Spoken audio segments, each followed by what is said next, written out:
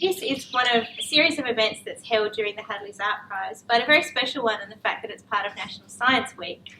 And we're delighted that that whole event kicked off with a mural, and it's quite fitting with this to bring art and science together a little bit more, especially in a landscape art exhibition, and to have that focus. So please grab a copy of one of the programs on your way out. There's some fabulous events, as I'm sure you all know. Today I'd just like to begin by paying my respect to the Tasmanian Aboriginal community and acknowledging and remembering the Muiniwa people as the traditional owners of this land in which we meet. One of the other things that we really wanted to do with an event such as this is bring artists and scientists together to network and chat to one another and learn from one another. So hopefully we'll inspire some of those discussions today. And then after this, if you all follow through into the second gallery just across the hall and then make your way through that door, there's tea and coffee and scones as well, which is a nice facilitator for more of that networking, so we hope you'll enjoy that. But we're honoured today to have distinguished Professor Jamie Kirkpatrick to moderate today's panel discussion from the University of Tasmania. So I'll hand it over to you. Thank you. Thank you very much, Amy. The first thing I'll do is to introduce the members of the panel, distinguished members of the panel. We have Amy Jackett, who curates the exhibitions in Hadley's, has just spoken to you. We have Penny Jones, who's a hybrid between archaeologist, a botanist and ecologist, who works at the University of Tasmania. So she's a bit more sciencey than Amy. We have Megan Walch, who's an actual artist, who has another life we're not allowed to talk about, but the only thing we're allowed to talk about is that she works with the Tasmanian Land Conservancy, whose director, James Hattam, is at the end of the row, to work together but to integrate art and science in the reserves around the state. How many people here are involved in the TLC? Many people? Yes. There's a few people around. So the subject is about science and art, and they're basically the same thing in a way because they're both trying to make the invisible visible in various ways, and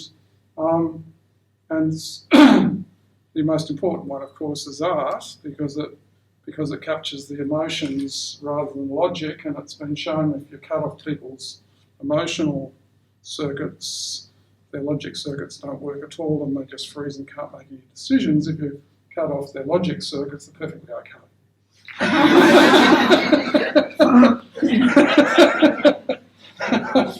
So without further ado, we'll ask one question. How do art and nature connect us to landscape? How does science, the science of nature and the process of artistic creation connect us to landscape?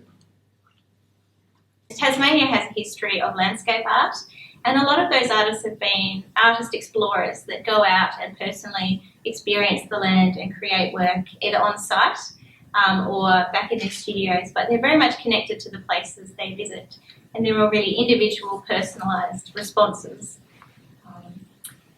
Yeah. Great, thanks, Amy. I really liked your point, Jamie, actually, about making the invisible visible, because I think for me that's a really important way that both science and art, in very different ways, help connect us to the landscape. I think they both make us see things that we wouldn't otherwise see, and perhaps also don't let us forget things that we might otherwise be want to forget. And perhaps ask questions as well. I mean, certainly just looking at the room, the beautiful blue painting at the back with the two Aboriginal people sort of makes me, I want to know the history of that and what's happening to that landscape now, or the picture of Lake Sorell. They make me curious. They make me ask questions that I wouldn't otherwise have asked.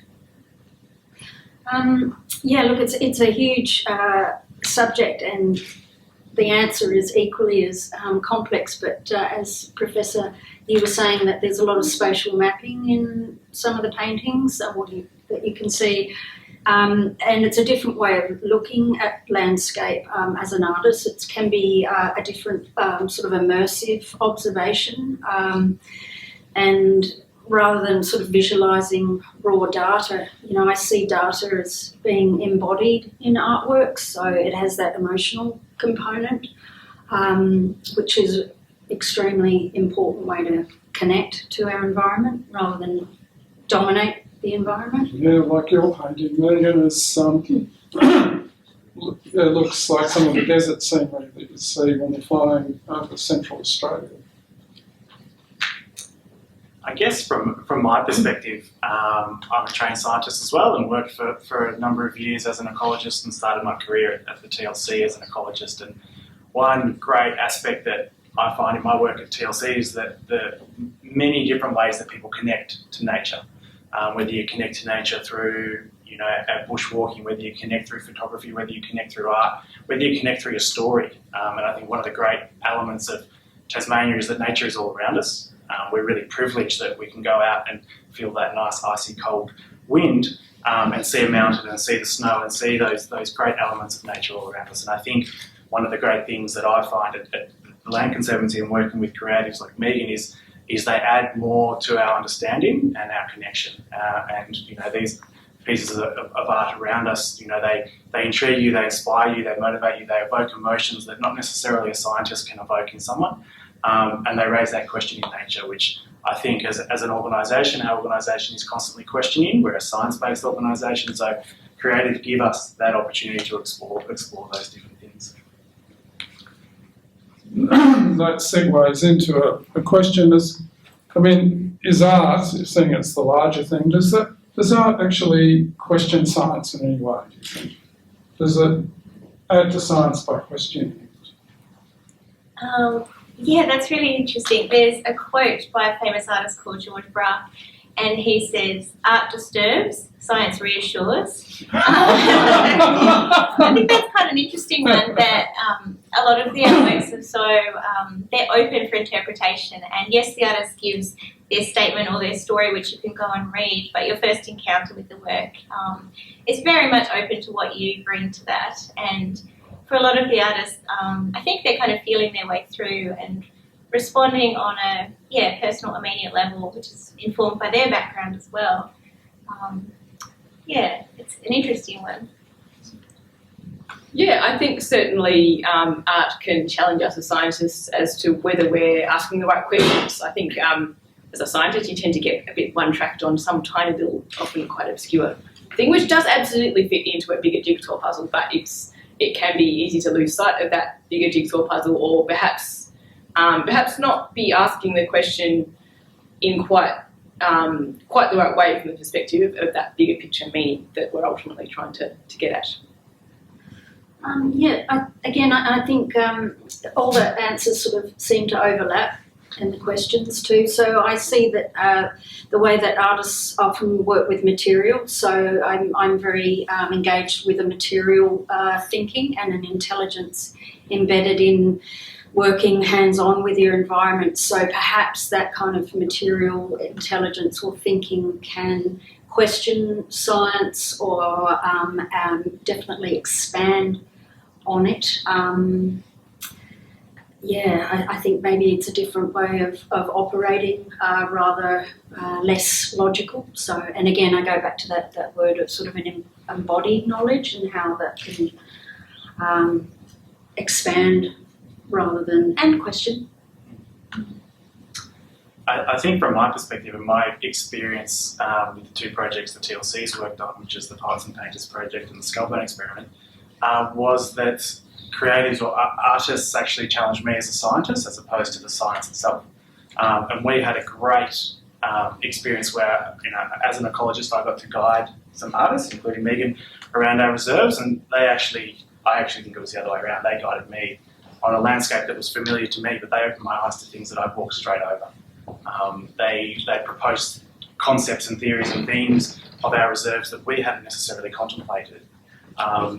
Death is a really strong element of the Poets and Painters project, which you might not necessarily think as a positive conservation organisation we're going to really sell a story of death. But death is a key element to nature. It's about renewal, it's about regeneration, all these different elements. So I think, art and creative expression challenges scientists to think about the landscapes in which we work.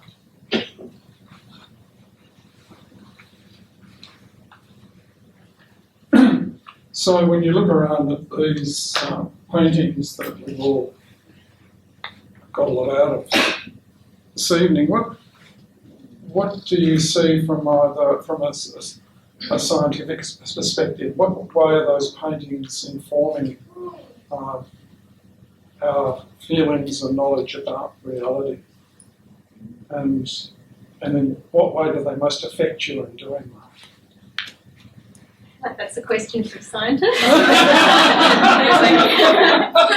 I think for me, coming to exhibitions like this and looking at all of these paintings, it really inspires me. And to be honest, it's things like coming to exhibitions or working with artists such as Amy that actually, in many ways, keep me going because they reignite my curiosity and remind me why, on a really deeply emotional level, I'm deeply fascinated by landscape and particularly the history of landscapes. In my case.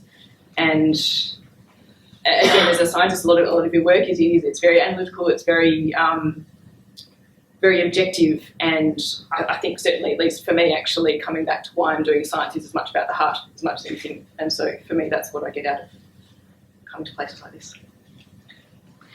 I think for me, I think it's pattern and rhythm and the macrocosm and the microcosm in the works that really affect me. And again, that goes back to that sort of spatial mapping where food sources, I guess the Indigenous artwork really rocks my world, coming from a European perspective. I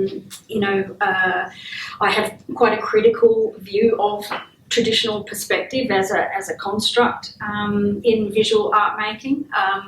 So I really enjoy the work that disrupts a traditional perspectival view. I think it's great that we're sitting in front of Megan's work, just to point it out again. And I think from my perspective, me personally, I love seeing art that takes me to places that are actually familiar to me. So, we had a significant fire this year on our Five Rivers Reserve in the Central Plateau, and Megan's depiction of fire in that incredible piece behind me can probably speak a lot more than anything I can tell you about the ecology of those forests and those grasslands and the way the fire responded to them. So I think having artists express, I have a view that, Jamie, don't take this the wrong way, I think artists can probably tell scientific stories in a better way, and they can explain things in a more deeper way that connect with more people, including the piece up the back there of Lake Sorell, another very familiar place to me at the Land Conservancy. But to see that depicted, that challenges me, and it makes me think outside the square of a pure ecologist looking at that landscape in curator.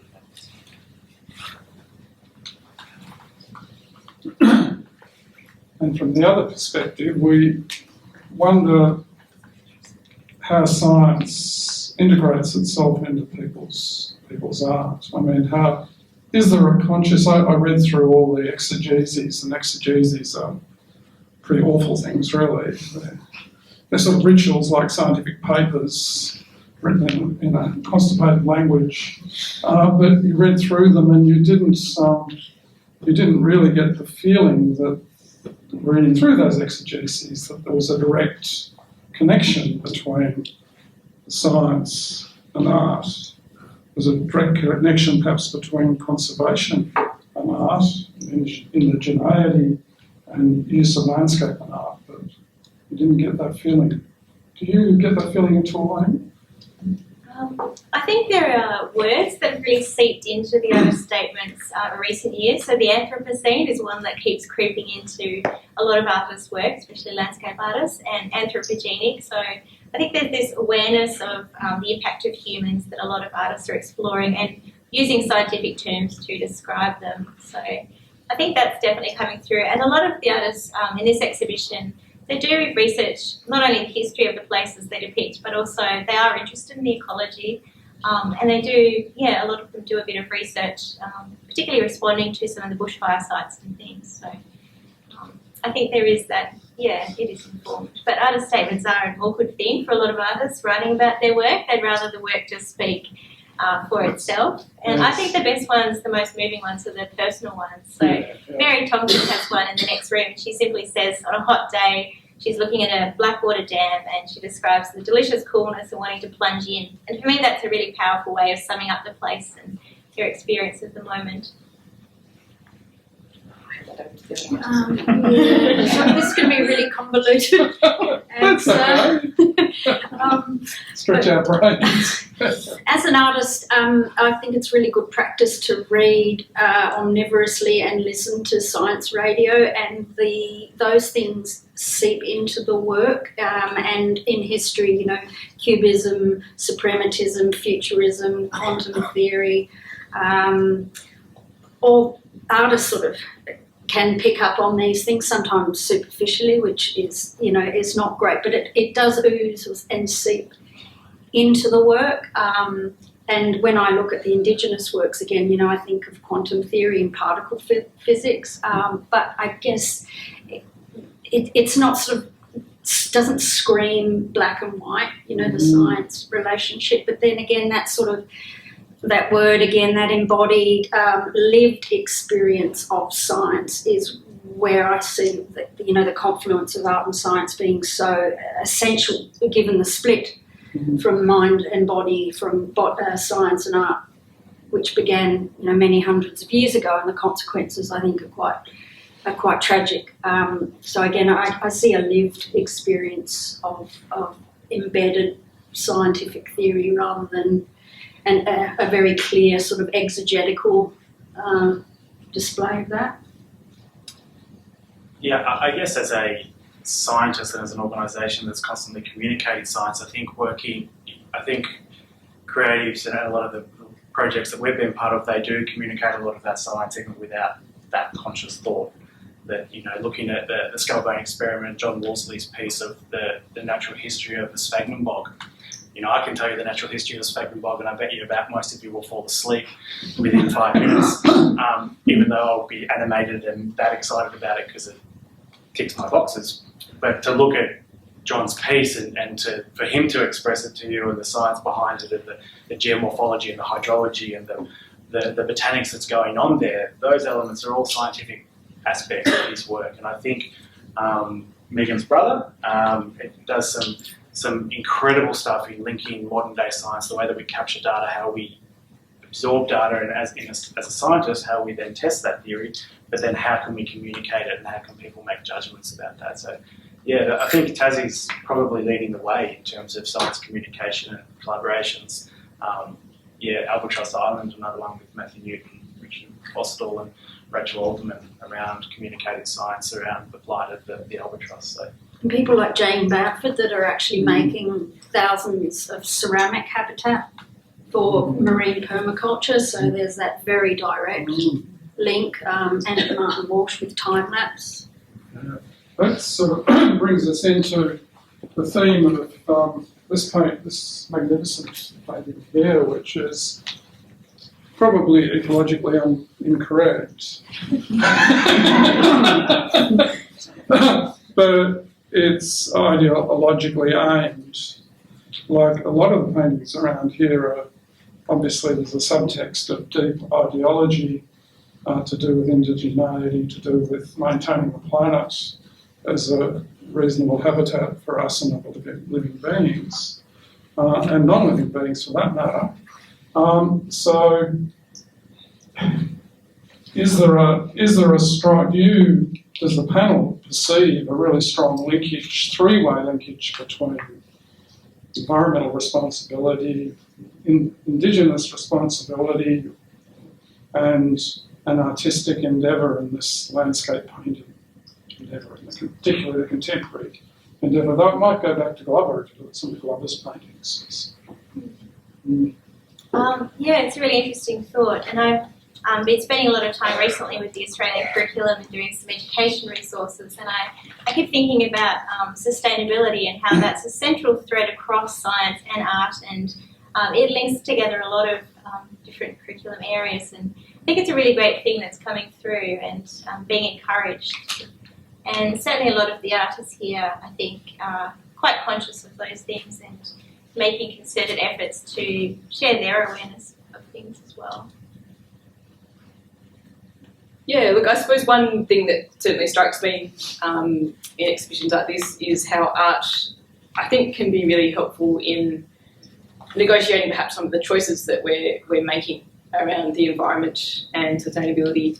both because it helps us connect with what environmental change means to us personally on that really emotional level, but also I think it connects us to what it might mean for other people and establish that empathy there. And I think in that way perhaps helps us grapple with those choices in a way that things like science perhaps can't do so well. Yeah, I mean, I'll sort of repeat what I was saying before, and I think, you know, there,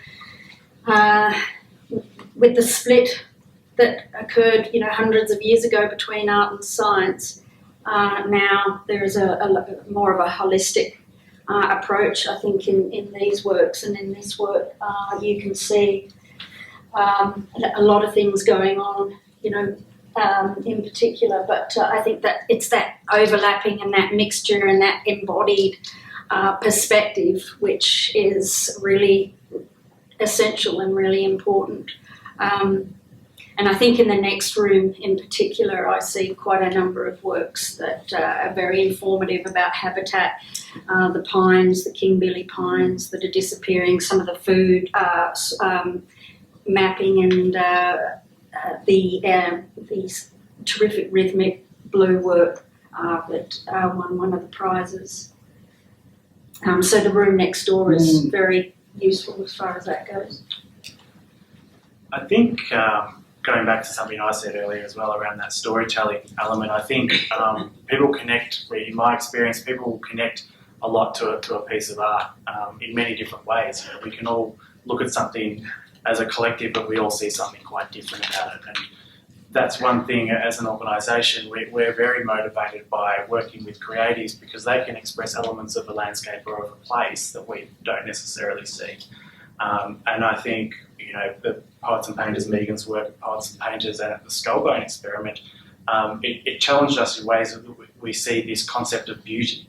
And the Skullbone experiment was key to that, where we took these artists to this place and they were basically nearly picked up by March flies and taken away because it was the middle of summer. But they thought they were going to this pristine, beautiful place in the Tasmanian mountains. And they weren't, were they? But the art came from that.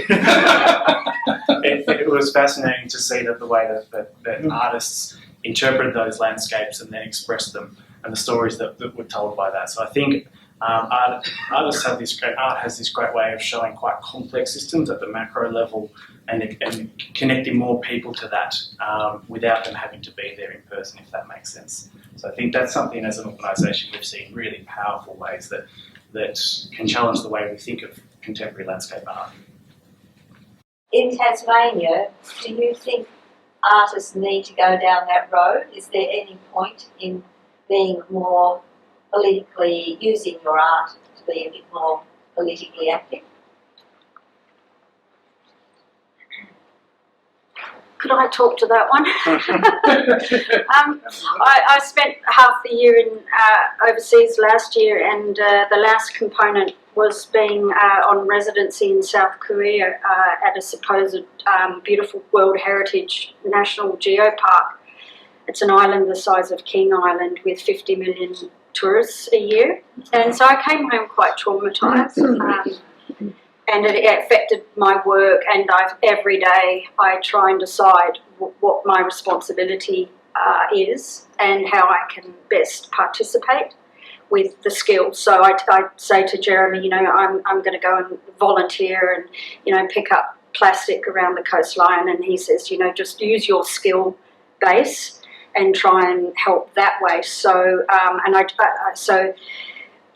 but overtly political art can shoot itself in the foot. So artwork that preaches often has the opposite effect. So again, I guess it goes back to a poetics of how to get these messages across without banging people over the head.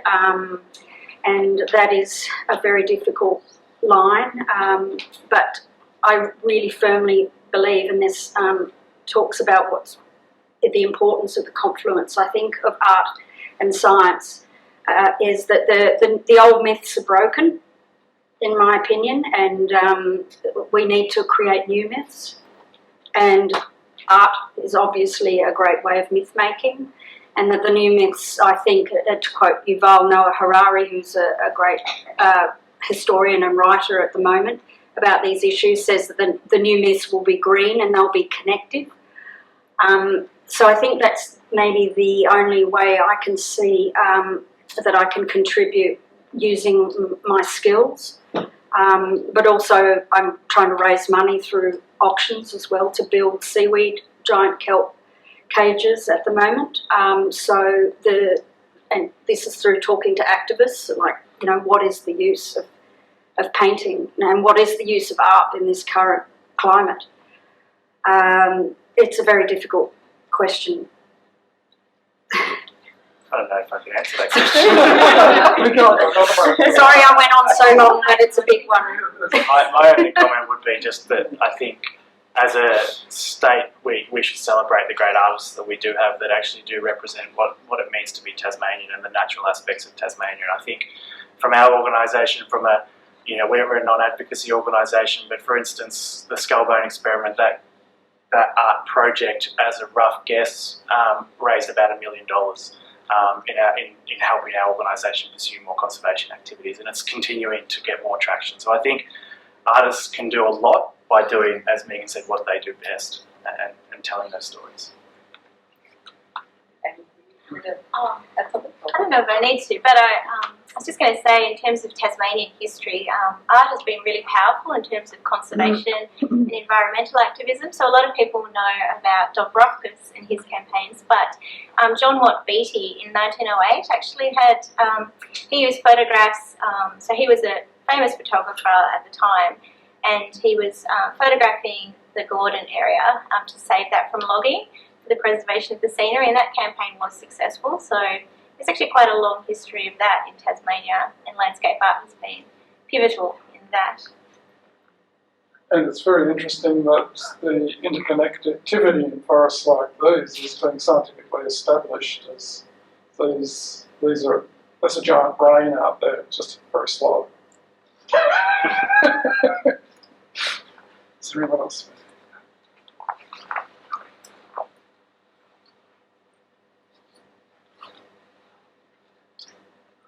I'm interested to know from your fields of scientific endeavour and understanding, and you've spoken about communicating through science and through arts and the confluence of those two things, that we can obviously see lots of overlaps here, but if you, this might be a bit out there, but I'm just wondering if there are any fields or subject matter or that you don't see represented in art that would be great to communicate that heart, the poetics, to the public.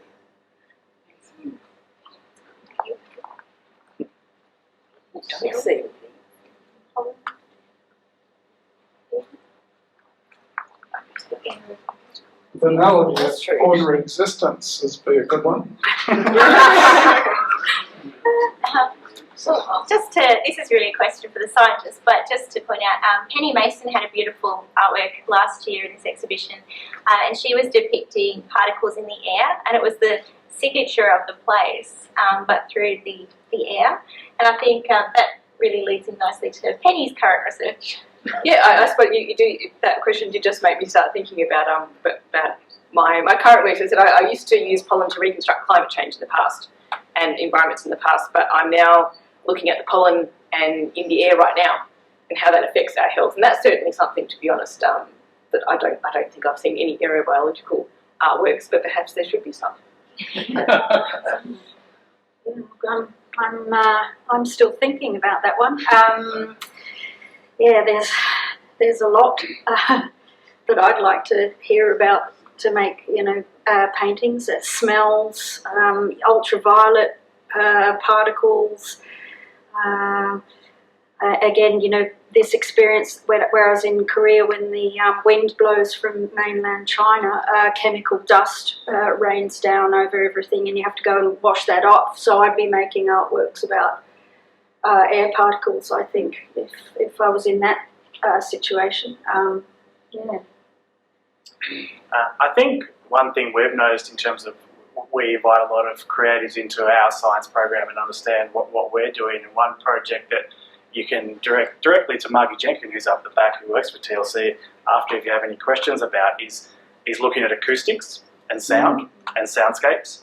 So we had a visiting I don't know what you would describe him as, a composer, I guess, from the States, who came out through UTASH with through the musical area and looked at how we can take field recordings. So we take field recordings from a scientific perspective, but how we can meld that element of composition and music with those sound recordings. And as a key element in the way that we interpret the landscape, sound is so important to that. So I see sound and acoustics, and hopefully, you know, how amazing would it be to hear the TSO do the sounds of the wilds of Tasmania, something like that. You know, those elements that we all connect to that are so important to Tasmania, the sound of a forest raven in the highlands that's so unique to Tasmania, those elements I think would be a great thing from my perspective too. I'd also like to see more sphagnum.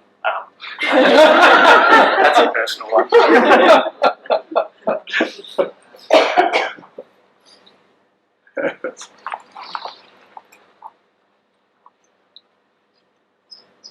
This is actually a question for Daim. Oh, right.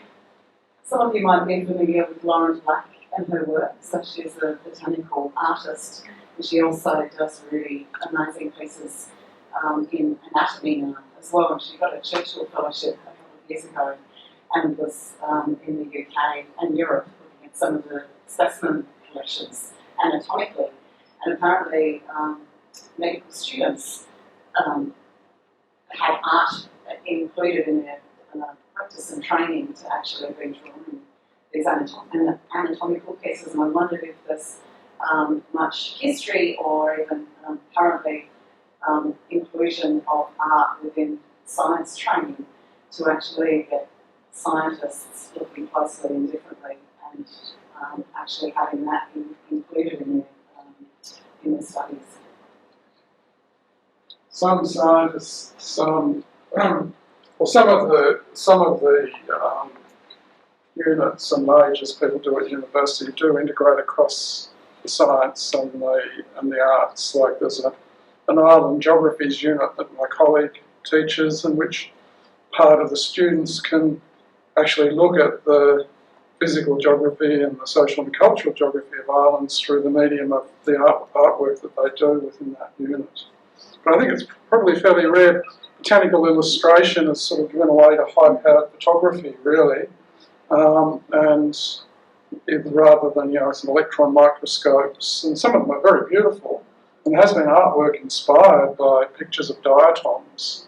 Some beautiful artwork that's been inspired. Beautiful artwork that's been inspired by the stratigraphy of rocks. There's a lot there that's been inspired, but it's not part of the training in a formal sense, except for an occasional unit, and except for the fact that you can do science degrees that incorporate a fine arts sub-major if you want to, because we still believe in a broad education rather than training people to do something repetitively up and down.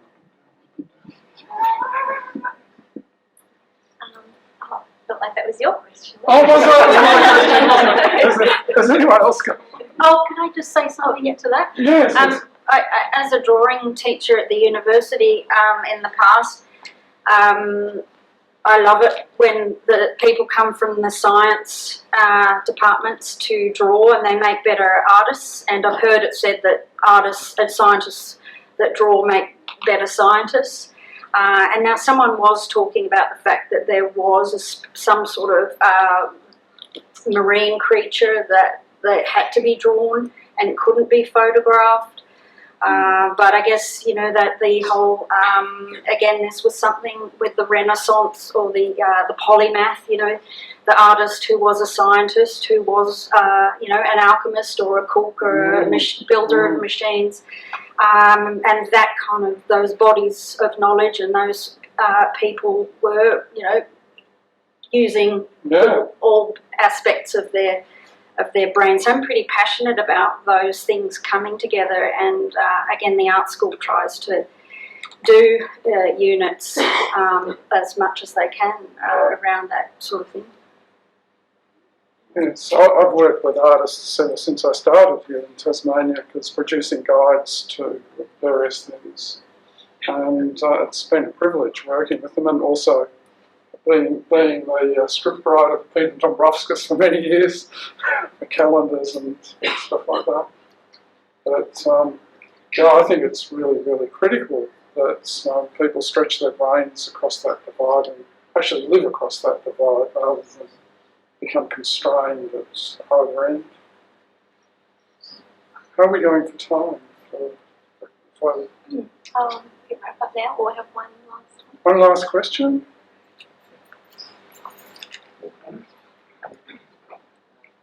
On that question, at the university there is a course called Art Science Data Visualization.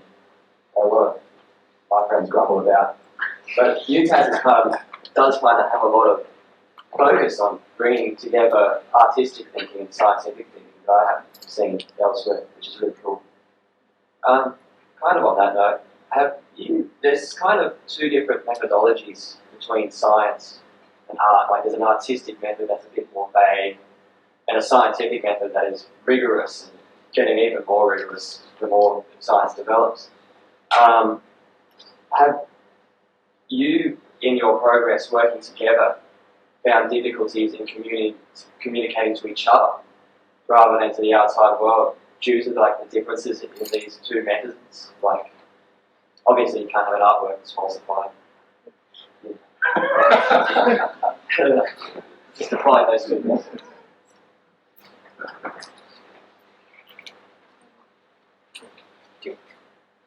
I thought I just falsified that.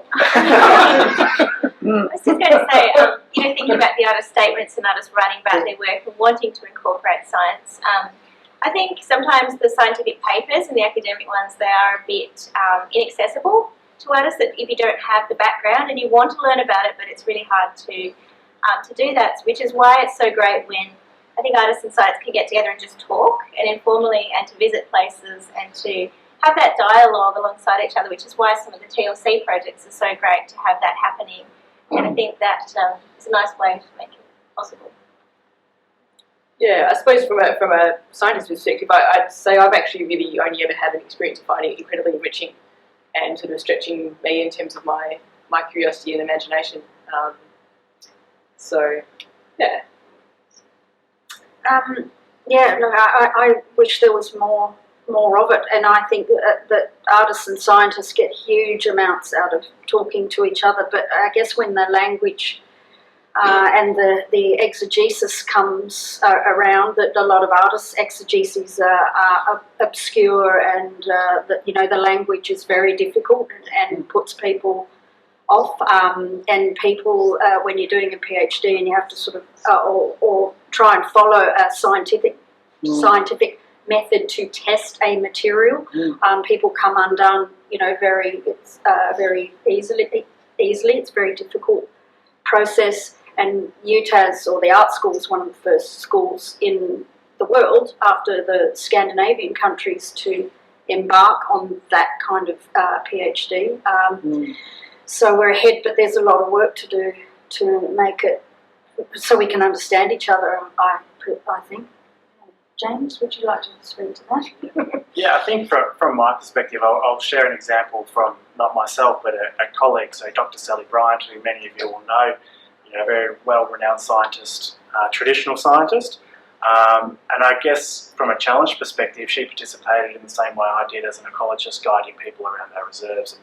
And through that has formed a really strong relationship with Sue Lovegrove, who is a great Tasmanian artist. And at a recent event, we had Sue and Sally in a landscape on Maltin Lagoon on one of our reserves, expressing how they make observations in that landscape through their different methods. And the synergies were so powerful. And I think from those two people connecting on land, I know we have a land conservancy, so I'm always going to advocate for land, but people connecting in a place is so much different. They could probably have an argument in a lecture theatre about the benefits of different methods, but by connecting in a landscape, hearing something, seeing something, smelling something, and expressing the methods that they go at about, whether it be the science of observation or the art of observation, they're all observations and they're expressed in different ways. So I think, from our perspectives, by coming together on a piece of land, coming together as different individuals, seeing things through different lenses is actually incredibly powerful. But while I would say it did challenge Sally, I think she would say she's a better scientist for it. Well, thank you so much to our panel and to the people who have listened and talked and asked questions. So, buns, scones. Head up through the next gallery and then the open door and follow that into the room, and there'll be tea, coffee and scones. So thank you.